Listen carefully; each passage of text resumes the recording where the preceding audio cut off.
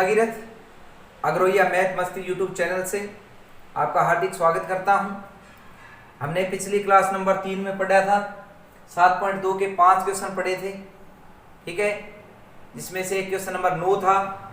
अब हम class number 4 शुरू करने जा रहे हैं 7.2 10th का मैथ एक्सरसाइज 7.2 प्रश्नावली 7.2 का क्वेश्चन नंबर 5 करने जा रहे हैं।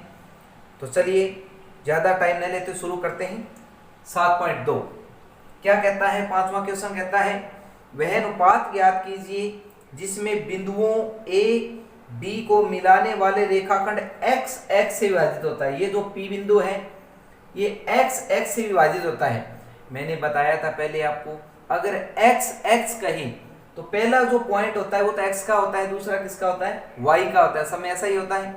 तो पहला जो बोला है एक्स एक्स से विभाजित होता है, तो एक्स तो हमने एक्स रख लिया। अब ये तो कुछ ना कुछ आएगा, 2 3 4 जो भी आ जाए, लेकिन वाई जो कोऑर्डिनेट इसका निर्देशांक है वाई वो 0 लेंगे, क्योंकि इसने वाई का जिक्र नहीं किया तो हम भी नहीं करेंगे, 0 लिख देंगे। एक्स का जिक्र किया है तो एक्स की जगह एक्स लिख देंगे। और ये एक्स अपने को निकालना है और ये अनुपात भी निकालना है कि बताइए ए पी जो है ए बी को किस अनुपात में विभाजित करता है।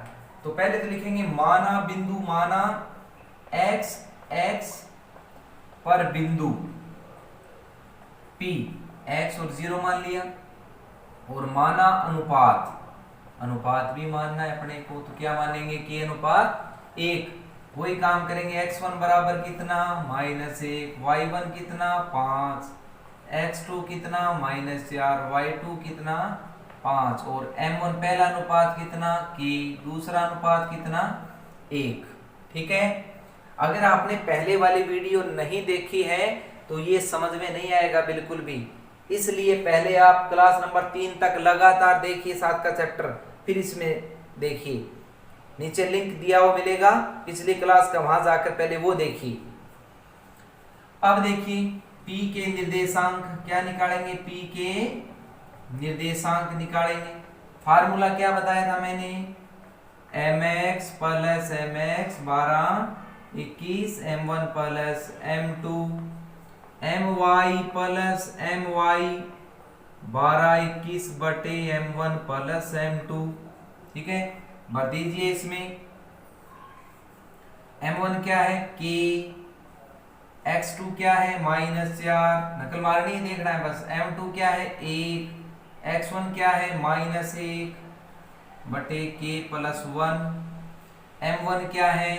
k, y2 क्या है? 5 प्लस m2 क्या है? 1, y1 क्या है? 5 और k प्लस 1।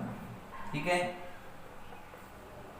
-4 के गुणा कर दीजिए इनकी, 1 एकम 1 बटे k प्लस 1, 5 के गुणा कर रहे हैं, 5 एकम 5 बटे k प्लस 1।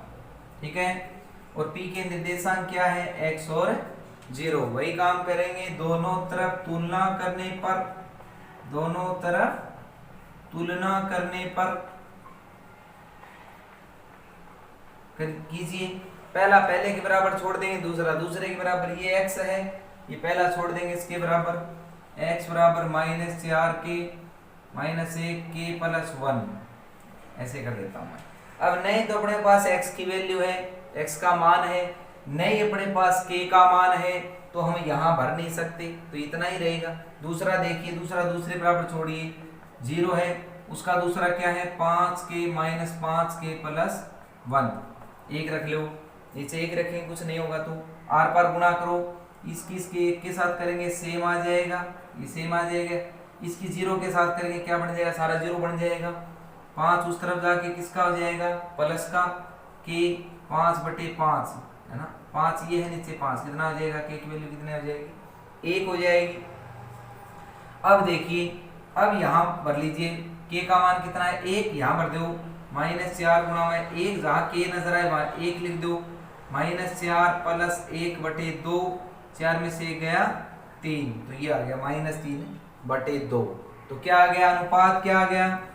या बिंदु P, बिंदु P तो आ गया, हमने माना था x और 0, तो x कितना है अपना -3/2, तो x और 0 माना था तो ये आ जाएगा -3/2 और 0, और अनुपात क्या आ गया, अनुपात क्या माना था हमने, k अनुपात 1, k की वैल्यू क्या आई है 1, तो अनुपात 1:1 ऐसे आ जाएगा क्वेश्चन में।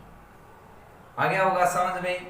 नेक्स्ट क्वेश्चन देखिए अगला क्वेश्चन नंबर 6 कहता है कि यदि बिंदु 1 2 4 y x है और 3 5 इसी क्रम में लेने पर एक समानांतर चतुर्भुज के शीर्ष हो तो x और y की वैल्यू निकालिए। ये समानांतर चतुर्भुज है।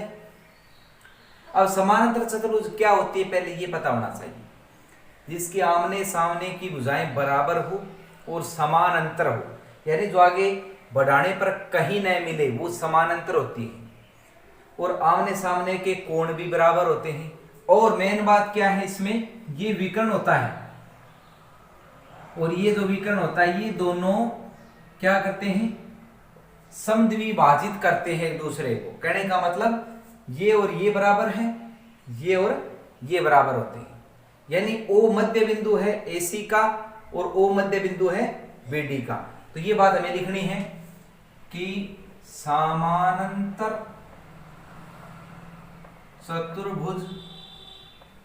चतुर्भुज के विकर्ण परस्पर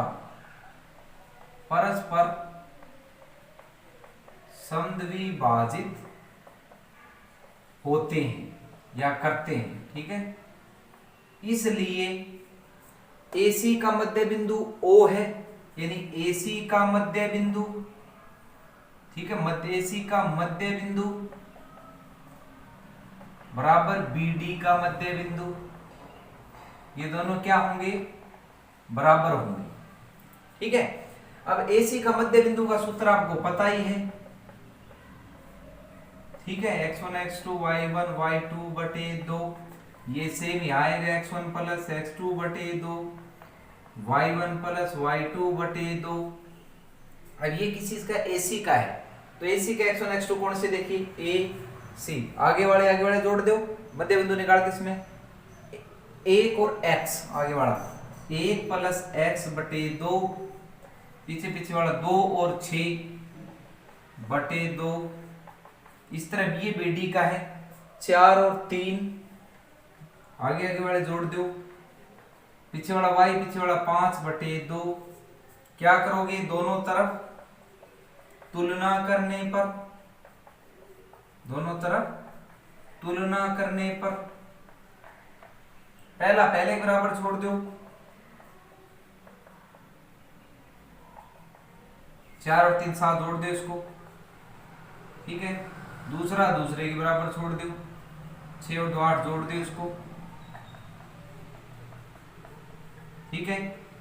बटे में बराबर में जो होती है वो नीचे की नीचे कट जाती है, बराबर में हो तब, तो यहाँ x की वैल्यू आ जाएगी, ये एक उस तरफ जाएगा, कितना आ जाएगा, कितनी वैल्यू आ जाएगी 6 आ गया, 2 से 2 कट गया, ये 5 इस तरफ ले आओ, y 8 में से 5 गया, कितना हो गया 3, वो इस तरफ लिख दो चाहे इस तरफ, कोई फर्क नहीं पड़ना है। तो x और y की वैल्यू ये आ जाएगी। आने वाला क्वेश्चन है पेपर में अच्छी तरह से। क्वेश्चन नंबर 7 देखिए क्या कहता है, बिंदु A के निर्देशांक ज्ञात कीजिए जहां AB वृत्त का व्यास है, ये A और ये B वृत्त का व्यास है जो केंद्र से होके जाता है, पता है आपको, वृत्त का व्यास है जिसका केंद्र 2 और -3, इसका केंद्र O है 2 और -3 है, ठीक है, तथा B के निर्देशांक B जो है 1 और 4 है, और A हमें निकालने, मान लिया हमने x और y मान लिया। पहले तो ये लिख देना, O वृत्त का केंद्र है, ठीक है, और AB वृत्त का व्यास है, AB वृत्त का व्यास है, ठीक है। तो माना A मानना पड़ेगा अपना x, और क्योंकि पहले x की वैल्यू होती है, पहला x होता है, दूसरा क्या होता है y होता है, तब x y मान लिया हमने, ठीक है। अब हमें पता है कि OAB का मध्य बिंदु है, मध्य बिंदु तो होता ही है, क्यों होता है, क्योंकि ये केंद्र है, ये व्यास है, तो ये त्रिज्या होगी ना, इस साइड भी त्रिज्या होगी, इस साइड भी त्रिज्या होगी, तो बीच में आ गया ये OAB का मध्य बिंदु है। तो AB का मध्य बिंदु है, तो मध्य बिंदु का सूत्र लगा दो, पता होगा, दो ही सूत्र आए, ओ दे रखे है, वो कितना है 2 और -3, यहाँ भर दो। x1 कितना है x, यानी x1 ये आगे वाला x, उसका आगे वाला 1 है बटे 2, इसके पीछे वाला y है, उसके पीछे वाला 4 है बटे 2। दोनों तरफ तुलना करने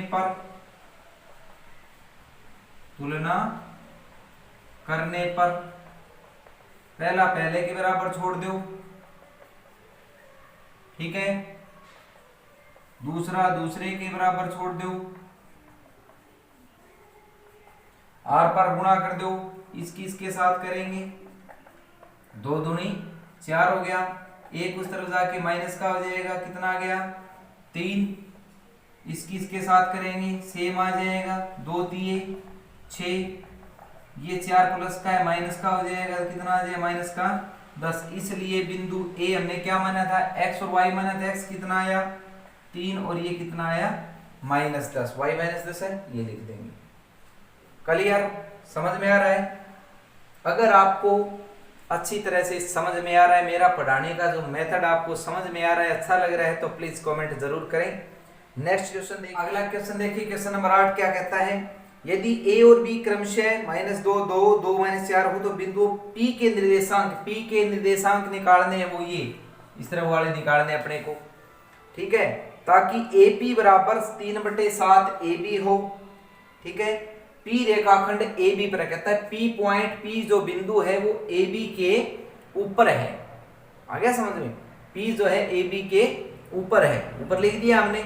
अब देखिए ये पहला ही क्वेश्चन है, पहले क्वेश्चन में क्या था, अपने को A और B दे रखे थे, वो यहाँ भी दे रखे हैं, यहाँ मैंने लिखे नहीं, A और B दे रखे हैं, P अनुपात दे रखा था और वो अनुपात यहाँ भी है, बस P के निर्देशांक निकालना जो पहले में निकालना था, थोड़ा सा फर्क है, वो क्या है, यह अनुपात देखो, अनुपात हम ऐसे भी लिखते हैं और अनुपात हम ऐसे भी लिखते हैं, आ गया समझ में, दोनों में कोई फर्क नहीं है। तो पहले क्वेश्चन में ऐसे लिख रखा था, इसमें बटे में लिख दिया, ठीक है, लेकिन थोड़ा सा फर्क है, वो क्या है देखिए, यहाँ AP यहाँ क्या है AB है, यहाँ 2 बार नाम कौन सा है, यानी A लेटर कौन सा है, अक्षर कौन सा है 2 बार, A 2 बार है, P और B एक बार है, तो ये 2 बार है। अगर हम ये अनुपात लगा देंगे तो निर्देशांक निकलेंगे A के, रेखे में निकालने नहीं है, आ गया समझ में, किसके निकलेंगे A के निकलेंगे, हमें किसके निकालने हैं P के निकालने हैं। तो P के निकालने के लिए यहाँ पर 2 बार नाम क्या होना चाहिए, P होना चाहिए, फिर अनुपात लगाएंगे फिर निकलेगा। तो क्या करना है आपको, ये 7 भाग में इस तरफ ले आओ, क्या हो जाएगा गुणा में हो जाएगा, ये बच जाएगा 3AB, 7AP, ये 7 ऊपर आ गया, ठीक है, अरे 3AB सेम बच गया। AB की जगह हम क्या लिख सकते हैं, AB की जगह मैं ऐसे भी लिख सकता हूं, AP यानी पूरी AB है, AP प्लस PB ऐसे लिख सकता हूं, गुणा करेंगे तो 3AP और 3PB, ठीक है, गुणा कर दी मैंने। अब 7AP, ये AP इस तरफ ले आओ, AP वाला एक तरफ कर लो, 3PB बच जाएंगे, 7AP में से 3 गया, कितना हो गया 4AP हो गया और 3PB हो गया, ठीक है। अब देखिए 2 बार नाम कौन सा आ गया, देखो PP आ गया, ठीक है। तो अब देखिए AP ये गुणा में है, यहाँ भाग में ले आइए, ये यहाँ पड़े ये 3, ये इसके गुणा में, ये इसके भाग में ले आइए, तो अब अनुपात आ गया अपने पास 3:4 आ गया, ठीक है। अब लिख लीजिए x1 बराबर वही -2, y1 बराबर -2, x2 बराबर 2, y2 बराबर -4 और m1 बराबर 3 और m2 बराबर 4, ये लिख लिया मैंने। वही लगा देंगे, क्या लगा देंगे, P के निर्देशांक वाला फार्मूला लगाइए, mx plus mx 12 21, m1 plus m2, my plus my 12 21 बटे m1 प्लस m2, ठीक है। अब नकल मारिए, m1 क्या है, m1 3 है, x2 क्या है 2 है, m2 क्या है 4 है, x1 क्या है -2 है और कितना है 3 प्लस 4 m1 m2। इसी तरह m1 देखिए क्या है 3 है, y2 देखिए क्या है y2 माइनस 4 है, प्लस m2 देखिए 4 ब्रैकेट y1 देखिए माइनस 2 है बटे 3 प्लस 4। अब देखिए 2 3 6, 4 दूनी 8, 4 और 3 7 जुड़ेंगे, ये 3 चौके 12, 4 दूनी 8 माइनस का हो जाएगा 7 हो जाएगा, 8 में 6 गया माइनस के 2 बटे 7, 12 और 8 कितने हो गए 20 बटे 7। तो ये आपके क्या आ गए पी के निर्देशांक आ गए, पी के निर्देशांक आ गए। ठीक है, अगला देखिए, अगला क्वेश्चन देखिए, क्वेश्चन नंबर 10। 9 का मैं पिछले वीडियो में करवा चुका हूं क्योंकि वहां सेम था, दूसरे क्वेश्चन जैसा था इसलिए मैंने वहीं करवा दिया उसको। ठीक है, 10 का क्वेश्चन देखिए, एक समचतुर्भुज का क्षेत्रफल ज्ञात कीजिए जिसकी शेष इसी क्रम में लेने पर ये है। तो देखिए समचतुर्भुज, देखो समचतुर्भुज, समचतुर्भुज समान 4 भुजा। ठीक है, इसका अर्थ निकलता है समान 4 भुजा, जिसकी भुजाएं चारों बराबर हो, समान हो। तो समचतुर्भुज इसी क्रम में बोला है इसने। क्रम का मतलब क्या हो गया भाई, इसको ए बी सी डी लगातार लेना है। ठीक है, ए बी सी डी ऐसे नहीं लेना है, ए यहाँ ले लिया, बी आपने सामने ले लिया, ऐसे नहीं। क्रम का मतलब क्या हो गया, A B C D, A B C D, वो आपकी मर्जी है, कहीं से शुरू करो, चाहे यहाँ से शुरू कर लो, A B C D, A B कहीं से शुरू करो, लेकिन लगातार नाम लेने हैं। ठीक है, किसी को छोड़ना नहीं है, बस ये ध्यान रखना है। तो समचतुर्भुज का क्षेत्रफल नीचे दे रखे है, इसने पेपर में ऐसा संकेत नहीं मिलेगा, याद रखना है। समचतुर्भुज का क्षेत्रफल क्या होता है, 1/2 विकर्णों का गुणनफल। तो विकर्ण कौन से होते हैं, विकर्ण आमने सामने होते हैं, ए और सी है इसमें और बी और डी है, तो हम लिखेंगे ए सी की दूरी निकालेंगे, विकर्णों का गुणनफल ना, ए सी की दूरी निकालेंगे तभी विकर्ण आएगा। तो ए सी देखिए x2 माइनस x1 का स्क्वायर, y2 माइनस y1 का स्क्वायर। तो ए सी इसका क्या होगा -1 माइनस उत्तर का, इसका -3, 4 माइनस 0, 3 और 1 4 का स्क्वायर, 4 का स्क्वायर 1 4 बार, ये मात्रक आ गया। अब निकालेंगे बी डी, फार्मूला लिखने जरूरत नहीं, बी डी -2 माइनस उत्तर का 4 बन गया, -1 माइनस ये 5 बन गया। ठीक है, 4 और 2 कितने हो गए 6 हो गया, 5 और 1 ये भी 6 हो गया। माइनस को भूल जाना क्योंकि ऊपर वर्ग है ना ये, तो ये प्लस बना देगा इसको। ठीक है, तो ये आ जाएगा 2 6 1 6 12 आ जाएगा, 2 अंदर आ जाएगा, क्या हो गया ये मात्रक। हम लिख देंगे समचतुर्भुज का क्षेत्रफल 1/2 विकर्णों का गुणनफल, विकर्णों का गुणनफल यानी गुणा।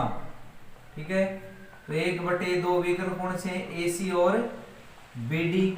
1/2 AC क्या है अपना 4 वर्गमूल 2 और ये आया 6 वर्गमूल 2, 2 दूनी 4 गुणा कर दो, आगे वालों के आगे वाले साथ गुणा कर दो, 6 दूनी 12 और वर्गमूल 2 की गुणा करेंगे तो क्या बनता है, वर्गमूल 4 बनता है, 2 दूनी 4 अंदर वाले गुणा हो सकती है अंदर वालों की, तो 4 का वर्गमूल क्या होता है 2, तो यहाँ गुणा में 2 और आ जाएगा, या ये समझ लो वर्गमूल 2 सिंगल 2 बन जाता है। ठीक है, तो 12 दूनी 24, या क्या बन जाएगा वर्ग मात्रक। वर्ग क्यों लिखेंगे, जहां क्षेत्रफल आता है वहां वर्ग लिखते हैं, इसलिए ये क्या आ गया समचतुर्भुज का क्या आ गया, ये क्षेत्रफल आ गया। इस तरह से करना है। तो 7.2 एक्सरसाइज प्रश्नावली हमारी पूरी हो गई। अगली क्लास में 7.3 करेंगे, कोशिश करेंगे कि एक में हो जाए, क्लास में 7.3 कंप्लीट हो जाए। ठीक है, इस क्लास में इतना ही करेंगे। वीडियो को शेयर करें, लाइक करें, कमेंट करें, चैनल को सब्सक्राइब करें। इस वीडियो में इतना ही करेंगे। Thank you.